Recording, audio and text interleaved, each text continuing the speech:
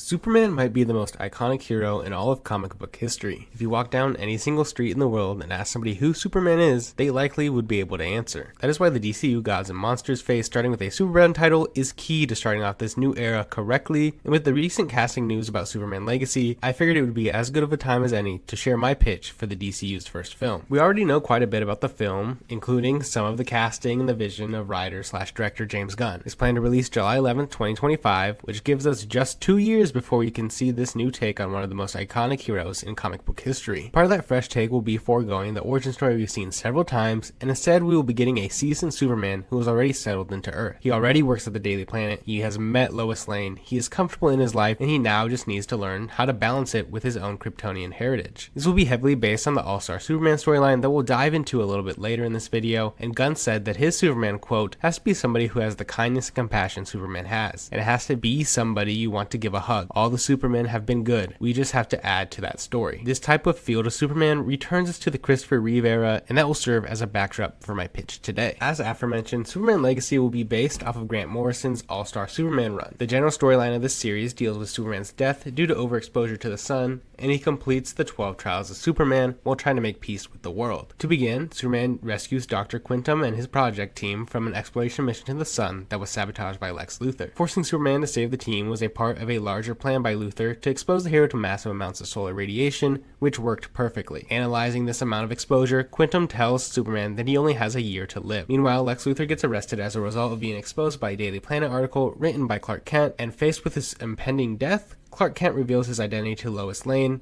but she doesn't exactly believe him. To prove his identity, Clark takes her on a dinner date at the Fortress of Solitude, but when an airborne chemical makes Lois paranoid, she attacks Superman with a kryptonite laser. To everyone's surprise, Superman remains unharmed, and it shows us just how powerful he has become with his increased solar exposure. Like the nice person he is, Clark brushes off the attack and instead gives Lois a birthday present, a vial of his liquefied DNA that gives her his powers for 24 hours. For some reason, she doesn't question this at all and takes the blood and becomes Superwoman, and teams up with Superman to stop a monster attack in Metropolis. Together they go to the moon, and eventually Lois's powers run out, so Superman takes her home, ending their time together. In prison, Lex Luthor has been sentenced to death, and the man who put him there, Clark, meets with him. Lex surprisingly says that he admires Clark for his reporting skills and has no desire to try and escape prison because he has achieved his life's greatest goal, killing Superman. During this visit, Clark is attacked by Parasite and struggles to keep his identity hidden, but he is eventually able to do so and defeats Parasite. Leaving, Superman embarks on the 12 labors of Superman, and these are not anything different from his typical actions, but become more significant due to his eventual death. In prison, Lex survives using a compound similar to the one given to Lois Lane, and he teams up with Solaris to attack Metropolis. Superman defeats Solaris and returns to the Daily Planet as Clark, but collapses and dies in the office. In the afterlife, Kal-El awakes on his home planet and meets with his father Jor-El, who presents him with a choice to remain among the dead or to live just long enough to defeat Lex. Waking up, Superman fires a gravity gun at Lex to warp time to speed up the rate of his powers, depleting them quicker. During his defeat, Lex sees Superman's vision of Earth, and it causes him to weep. Now, having fulfilled what he came back to do, Clark says he loves Lois and kisses her before becoming solar radio consciousness and becoming a part of the sun. 1 year later, Lois admires the Superman statue, telling Jimmy that it is possible for him to return if they're able to make an artificial heart for the sun, and faced with mounting questions about if Superman doesn't return, Dr. Quintum says, quote, "We'll think of something," end quote, and a sealed door labeled Project has a Superman-esque logo on it, modified to look like the number 2, setting up a return or a replacement of the Man of Steel. Now that we have that comic backstory, let's get into the casting for each of the roles in my film. Hey, so here's future me interjecting. Since I first wrote and recorded this, there's been new casting news for characters like Hawkgirl, Green Lantern, Mr. Terrific, and Metamorpho. While they will be ignored in my pitch because I simply didn't think they'd be added to this film, I think they could slot in as heroes who have been inspired by Superman and his selfless daily acts that are typically overlooked by the normal hero. His work with them has set a new standard for what heroes are supposed to be like, which will give us more of an insight into how impactful his fall is. They can also pick up the slack while Superman is indisposed and do their best to keep Metropolis from completely collapsing. Additionally, they'd be a part of his redemption arc, pulling him back into the fold with his return confidence as they tell him how much he has helped them be better heroes. So as we continue with Past Me, just keep that in the back of your mind if you question why I never mentioned the new casting news.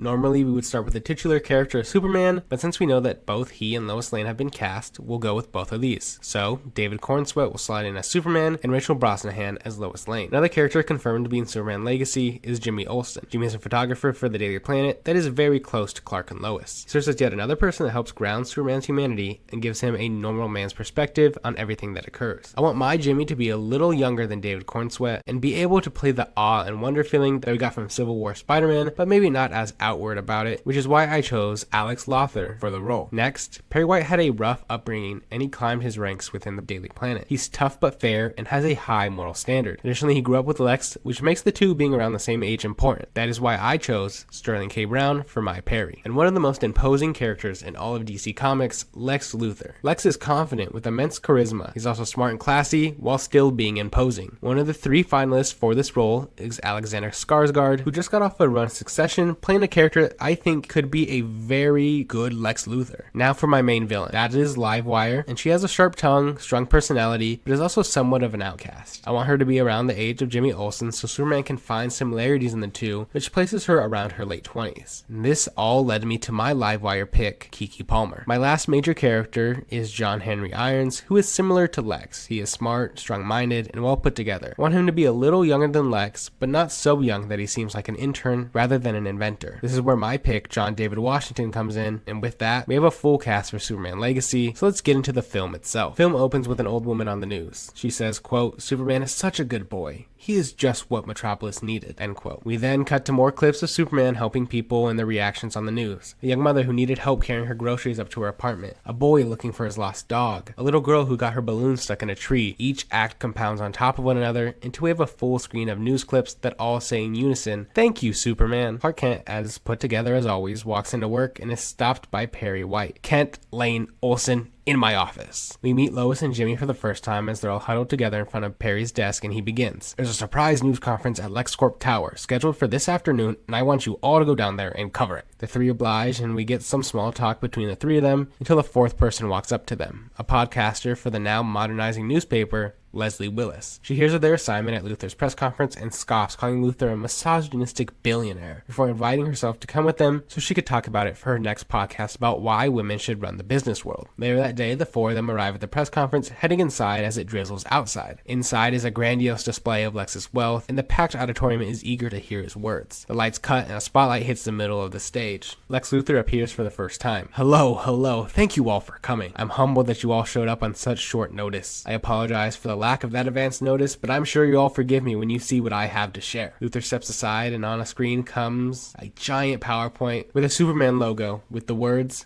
"Bad for Metropolis," on top of it. Luthor continues, "Metropolis loves Superman, but Superman does not love Metropolis.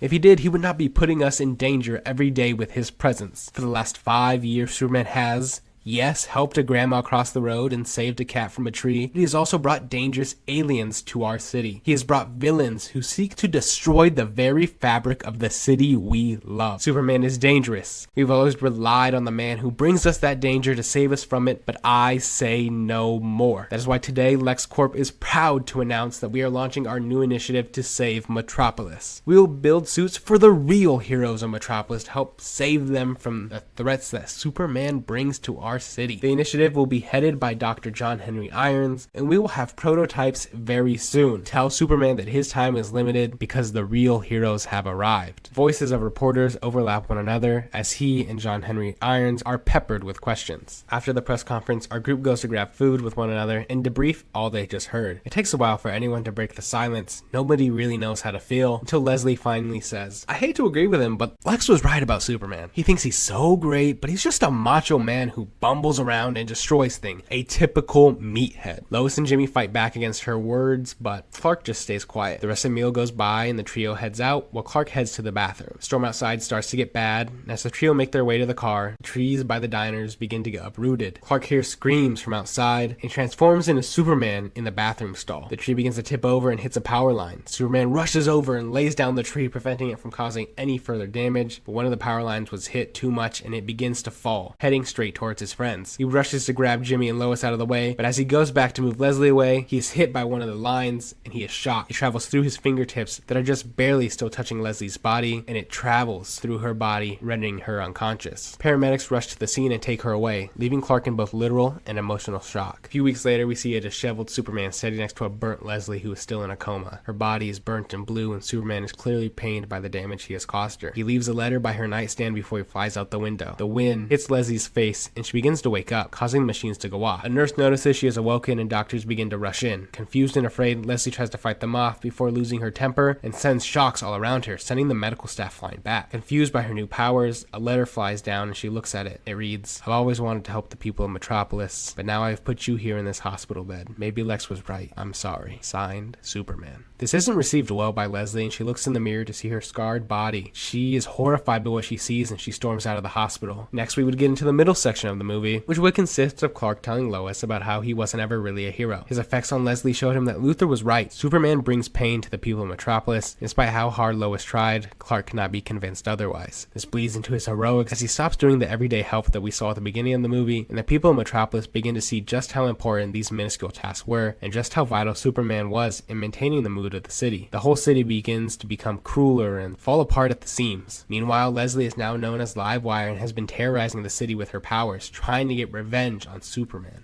With each one of our attacks, Superman shows up just a few minutes late, showing just how off his game he is. After one of these latest attacks, we follow Livewire back and see she is not hiding in some random cave, but in the depths of LexCorp Tower, and her new suit and home base are a result of being bankrolled by Lex Luthor himself. Despite whatever their differences may be, they are united behind their hatred of Superman, show Metropolis how weak he is. Lex commends Leslie, saying Superman is effectively dead. He can't stop you. Hell, he can't even help an old lady with her groceries anymore. His reign is over. It's time to finish him off. And they begin preparations to finally ruin Superman's image. Meanwhile, the dejected Clark sits and watches the Metropolis news with the headline, "What's wrong with Superman?" moving across the screen. Pundits talk about how Superman has lost it and the city is better off with a hero who has abandoned them. Just then a breaking newscast comes on and it shows Livewire, who has seemingly taken hostages at LexCorp Tower, and Superman barely moves to leave. Finally fed up, Lois snaps at Clark, telling him he is the protector of this world and he wears the S on his costume for a reason. He is the hope that this city so desperately needs. She shoves a phone in his face, showing a viral social media video of all the people of Metropolis who were helped at the beginning of this movie. They have open letters to Superman. They tell him about how much he means to them and how he has made their life better. With each segment of the video, we see life being returned to Superman. He becomes rejuvenated and he flies off to stop the hostage crisis. Once he arrives, it's revealed that she has Lex and other LexCorp employees held hostage, with the audience realizing that this was a sham crisis. Luthor is in on it. Superman and Livewire go head to head with one another, with the now revitalized Superman holding his own. The fight begins to be live streamed by Luthor, unbeknownst to Superman, with the hopes that showing him being beaten by Livewire will finally destroy his image. Instead, the world is shown a Superman who pleads with Leslie to stop this and embraces her humanity. A Superman who sees the good in even the worst of us and gives us a second chance. Leslie is unwilling to change and goes for a final blow. The Superman deflects it back and it hits herself, knocking her out. Superman picks her up and Luthor sees an opportunity for Superman to destroy his own image by killing her, but instead he has her arrested, much to Luthor's dismay. In the trial afterwards, Superman shows his commitment to the world and to second chances, and he influences the Justice Department to give her a lesser sentence, because he believes that everyone deserves a second chance, like how Metropolis gave him a second chance when he left them. As Leslie sits in her cell, we see Lex on TV with the headline, "Hostage Crisis Survivor Vows to Stop the Violence in the City." He talks about his progress on his work with Dr. John Henry Irons. He hammers Superman for abandoning the city and ridicules those who accept him with open arms after he left them vulnerable. The movie closes with Superman helping Metropolis with the same important tasks once again. He helps the woman across the road. He helps the cat get out of the tree. He helps the little boy who scraped his knee. End of movie. In the post-credits scene, Lex Luthor overlooks a scientific testing lab. Close-up of Dr. John Henry Irons' arm reaches down. It is covered in a suit of armor, and he picks up a hammer. Blackout. So I